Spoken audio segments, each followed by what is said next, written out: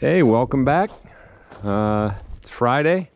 Nice, sunny, warm day. It's supposed to do a little rain tomorrow. Notice there's no side nor front glass in the cab there. The glass guy came, but he took the glass off this side to measure to cut for the other side in the door, and then he took the windshield, and hopefully he'll have it back this week. So I've gotten everything prepped here to paint these wheels. I have smeared dish soap on the rubber, which will hopefully keep the paint from sticking. I've wiped the wheels down, I've blown them off, I've tented about as well as I can tent so I don't get any white on places I don't want it. I'm not so worried about up there because I'm going to be keeping it pretty low down here. And so yeah, I'm going to try to get this done. So it's got some few hours to cure. As warm as it is, it won't take long before the rain comes, and then this thing should look a lot better. I've had a lot of comments about when are you going to paint these wheels. Today's the day. And as I moved the A4T over here a little, there you can see there was some rust in there and stuff, so this will just dress it up some before hopefully I get it to some shows. Hopefully these tires hold up for the summer months. I don't really want to put new rubber on this because I guess I could always, when I pull the motor out of this, I could swap these two over. I don't know. We'll deal with that when we get there, but right now I'm gonna get these things painted. Well, I'm done. I was gonna show you after the first coat, and then I just kept rolling because I was sweating. And on the last coat, all the paint on the ground here, it's indicative of me moving the ladder and raising the gun over top of my head to get the hose out of the way and move the ladder at the same time. At the same time, the lid came off the paint, dumped on my head, on my mask, on my body. It's not fun, and xylene really burns when you go to clean paint off you. So anyway, these look great. I'm just gonna go to the positive. We're just gonna keep rolling here. Backsides were definitely hard. They're less seen. This dish soap on the rubber better work. If not, I'm gonna have a heck of a mess trying to get paint off, or white wall tires.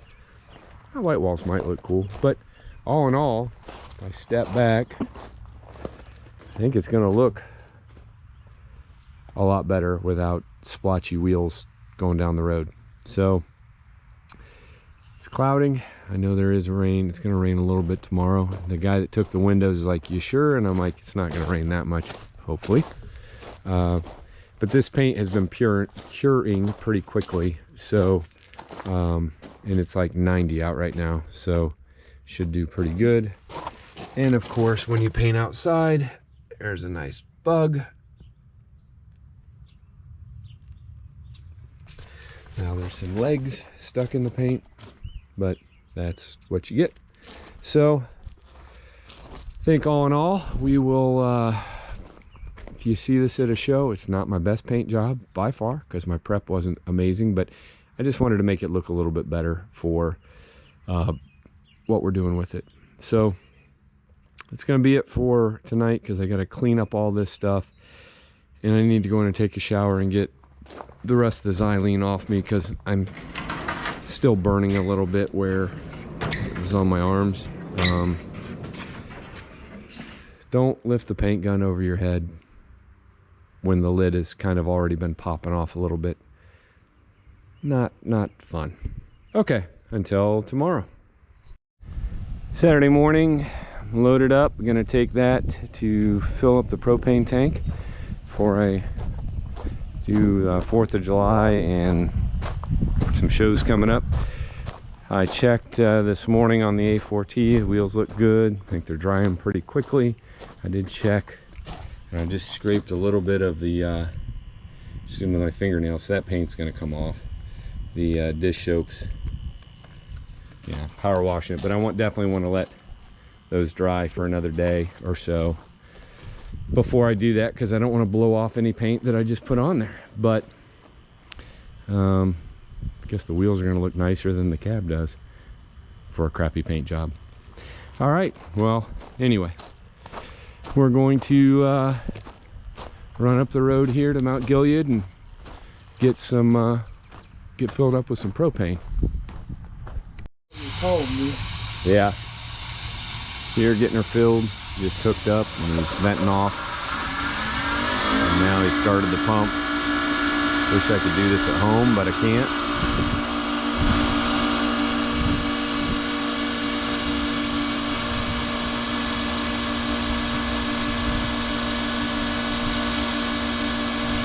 Get her topped off and she'll be ready to go for everything I got coming up, hopefully. All right, filled up. It took 25 gallons. Get in there. 25 gallons. Dean got me hooked up, got me filled up, backed out, but it was $93 worth of propane.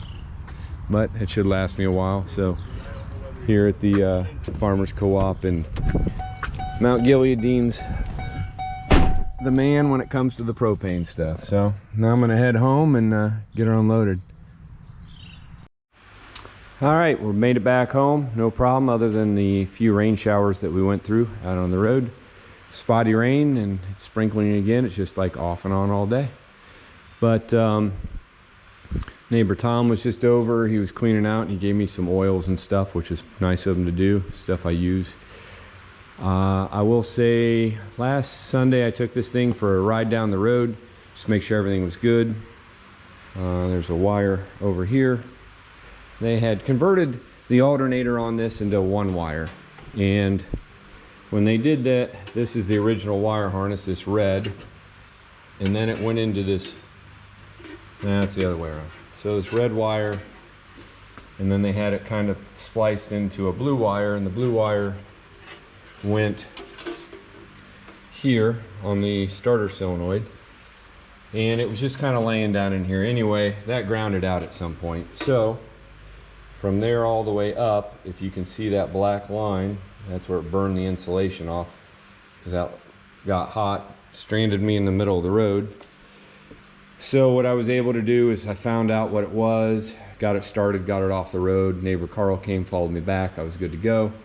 But so what I did this week is I cut, or basically took that wire out, and then wired another wire. It goes from the starter switch down to here, new wire. And so I eliminated that and eliminated my problem. But there's no worse feeling than I'm going down the road, everything's good, tractor's looking good, I'm pretty happy that everything's great, and all of a sudden, poof, nothing, and I'm stopped in the middle of the road, and my road's not very wide. So one car came past, they had to kind of go down in the ditch. I'm standing there feeling like an idiot. So I got it started, got off the road. I had looked at that wire and I was gonna do something with it. I should have done something with it sooner than later. And so anyway, ran good on the way back here. I just ran it a bunch, unloading it. When neighbor Tom came over, left it idle. I think everything's good other than my oil pressure light, my transmission light, and my water temperature light are not working on the dash. I got to figure out what went wrong because those were working before. So I'll get that figured out also. So that's, or what's the third light? It's not water temp because there's a water temp gauge. See, oil, transmission, alternator, and I know it's not hooked up. So anyway,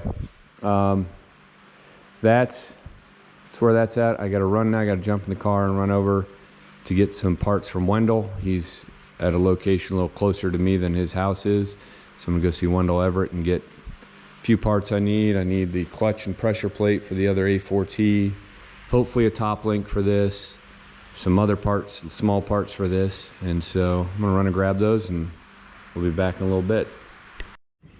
All right, just got back from meeting up with Wendell.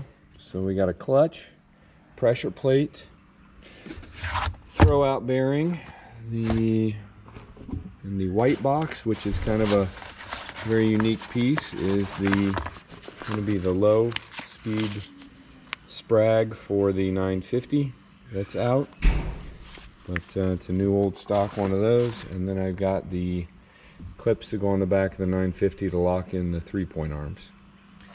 So I'm gonna get this stuff unloaded and probably clean those up and maybe get a coat of Federal Yellow on them to make them look a little bit better. But this is a new old stock one, it's never been on, but it's just got a spring in there and then a block.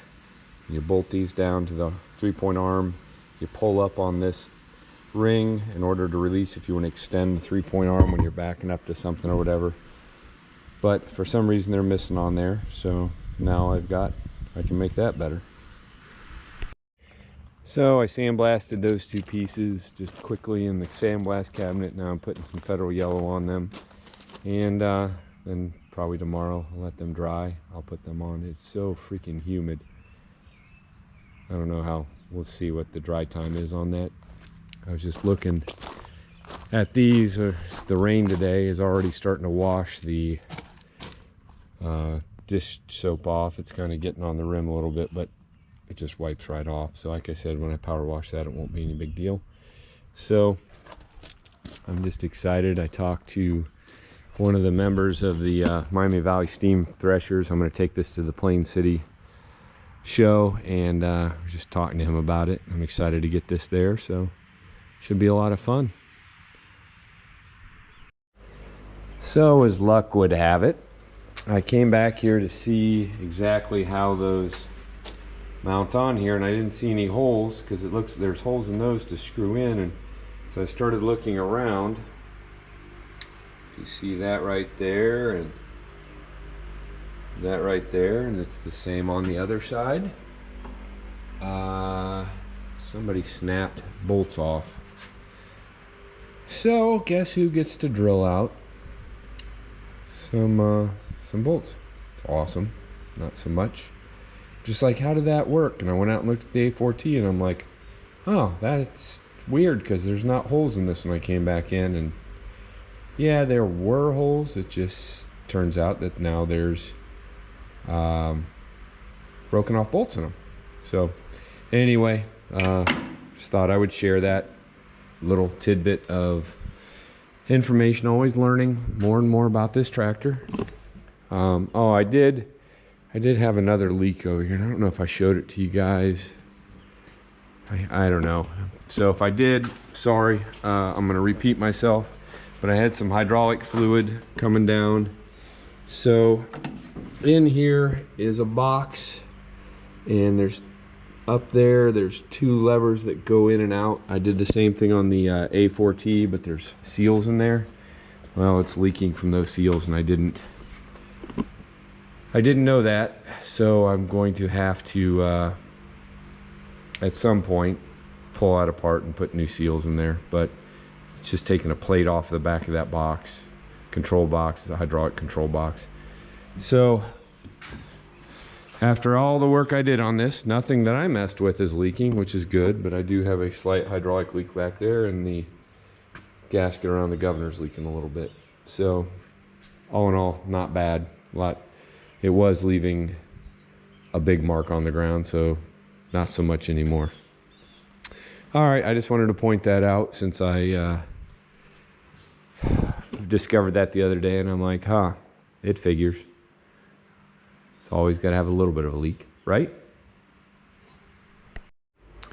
Well, it's Sunday evening, and today I really didn't do much on the tractors. I did check the paint on the wheels of the A4T a few times. I can still get a fingernail into it, so I'm going to let that cure up probably until I'll check it tomorrow. Maybe give power wash the rubber off tomorrow night, just see how that goes. But yeah, so I think that's going to be it for this video. I'll have obviously 4th of July, we're going to be doing some things, so I'll probably do some filming then. I appreciate everybody watching. Hopefully it's probably a shorter video. There's not a whole lot here, but maybe you enjoyed the story of me dumping paint all over myself. I don't know. So please like and subscribe, and look forward to making the next video.